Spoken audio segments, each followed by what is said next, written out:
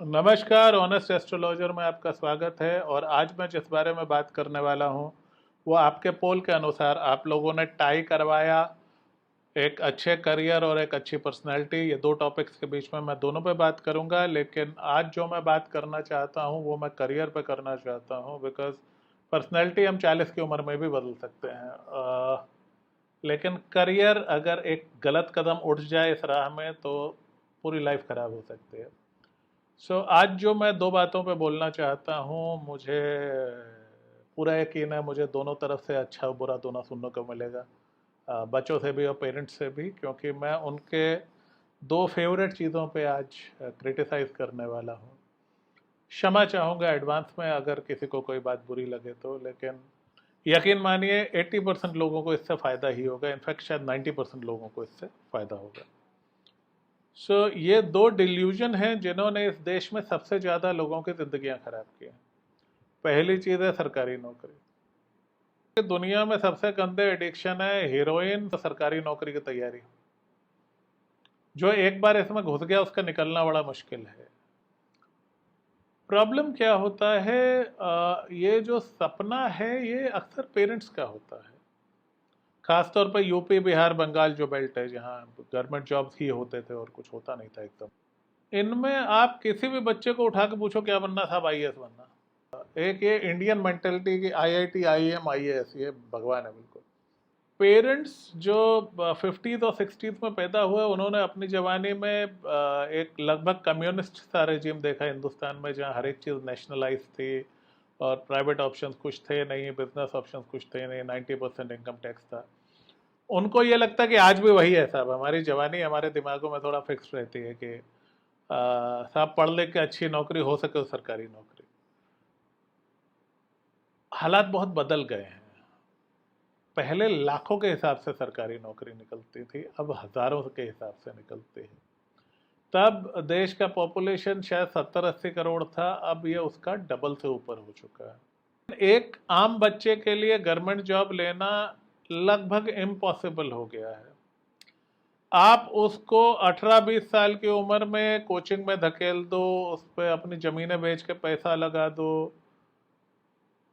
आदमी के peak energy level होता 17 से 27। ज़्यादातर लोगों की जवानी सरकारी नौकरी की तैयारी करते ही निकल जाती, 30-30, 35-35 साल के होके निकलते हैं। मैं कई बच्चों से बात करता हूँ, काफ़ी इंटेलिजेंट बच्चे होते हैं, बट सब 32 साल के हो गए, अब समझ में नहीं आ रहा क्या करें। कार्ल जंग ने कहा था, कार्ल जंग एक पश्चिम के बहुत बड़े मनोवैज्ञानिक थे, मैं बहुत बड़ा एडमायरर हूँ उनका। उन्होंने कहा था कि एक बच्चे के जीवन का सबसे बड़ा खतरा होता है उसके पेरेंट्स की अनलिव्ड लाइफ, वो जिंदगी जो वो जीना चाहते थे लेकिन जी नहीं पाए।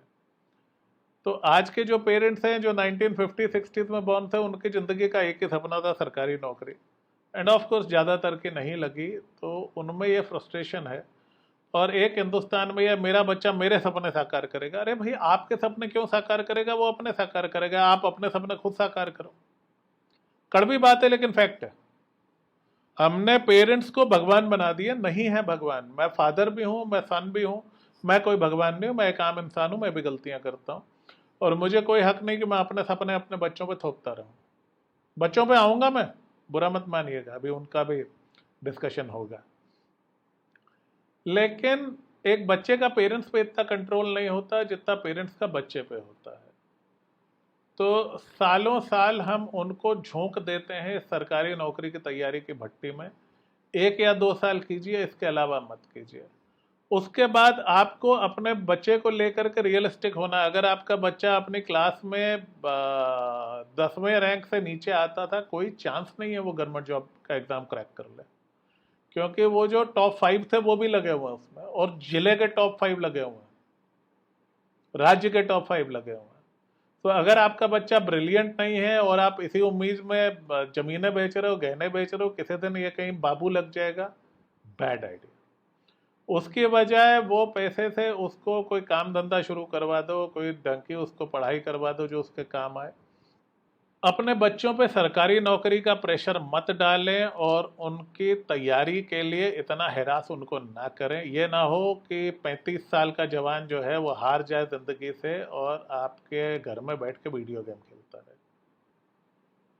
ऐसा होता है बहुत केसेस में। इनकी जवानी जल गई, 10 साल बड़ा लंबा अरसा होता है।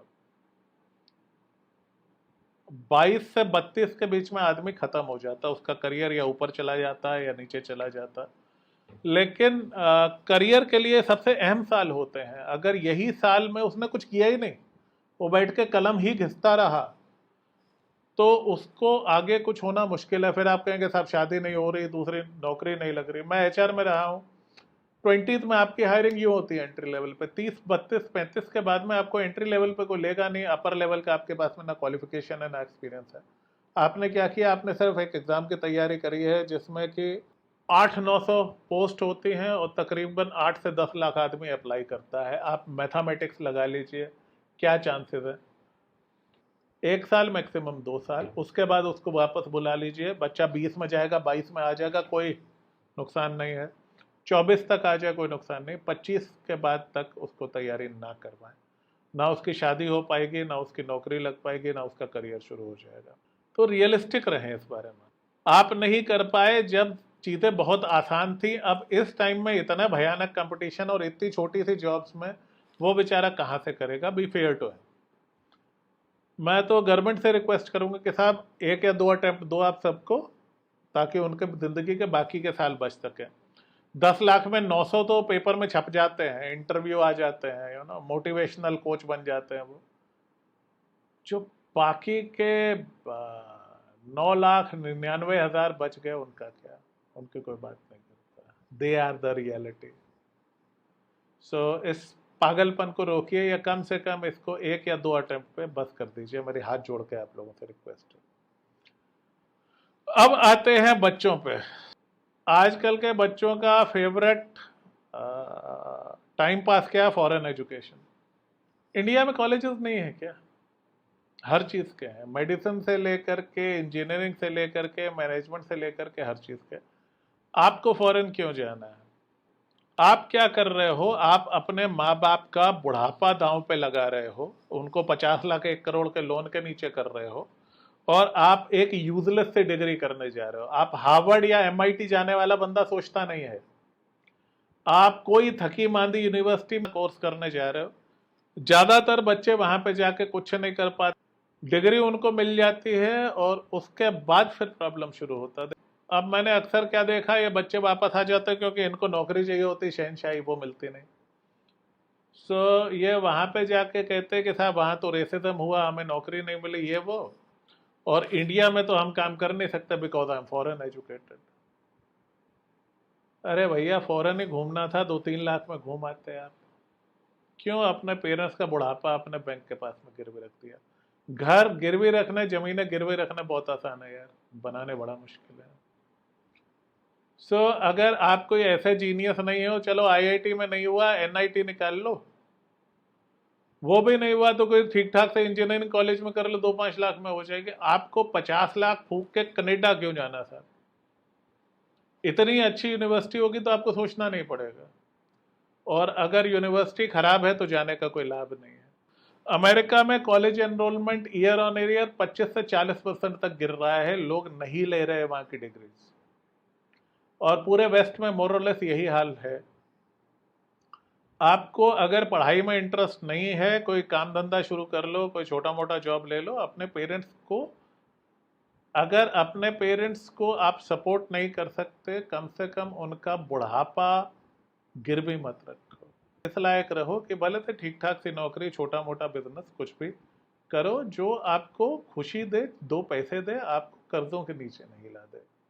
तो मैं जानता हूँ कि गवर्नमेंट जॉब पेरेंट्स के दिल के बहुत करीब है, फॉरेन एजुकेशन के लिए बच्चे उतावले हैं। लेकिन मुझे तो सच बोलना है साहब, और आपके भले के लिए बोलना है। किसी को बुरा लगा हो तो क्षमा चाहता हूँ। कमेंट्स में लिखिएगा आपका जो भी इसमें व्यू हो। सो मिलेंगे अगले वीडियो में जल्दी।